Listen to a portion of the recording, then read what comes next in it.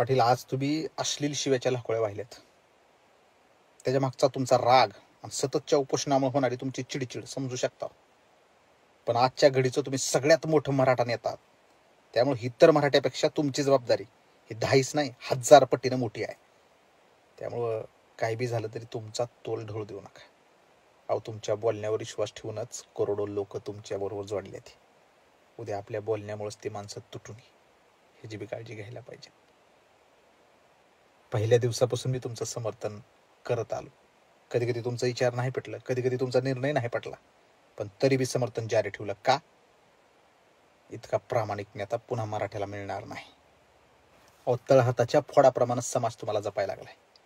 तेव्हा असं सारखं सारखं स्वतःचा जीव पणाला लावून त्यांना त्रास देऊ नका. अहो, तुमची खालावलेली प्रकृती बघून जेवढा त्रास तुमच्या कुटुंबियाला होत असेल तेवढाच आम्हाला बी होत आहे. ते आरक्षण नसल्यामुळे जेवढा त्रास होत नाही त्याच्यापेक्षा जास्त तुमची खालावलेली प्रकृती बघून होत आहे. मग 80 शिवजयंतीच्या काळात सगळीकडे उत्साहाचं वातावरण असताना त्या उत्साहाला गालबोट लागण्याऐवजी तो अजून थाटात, बिनधास्त आणि निर्धास्त कसा साजरा होईल, पाटील, ह्याच्यासाठी तुम्ही प्रयत्नशील राहायला पाहिजे. उद्या जर तुमची प्रकृती चिंताजनक झाली तर आम्ही शिवजयंतीची तयारी करायची का तुमची काळजी करायची सांगा.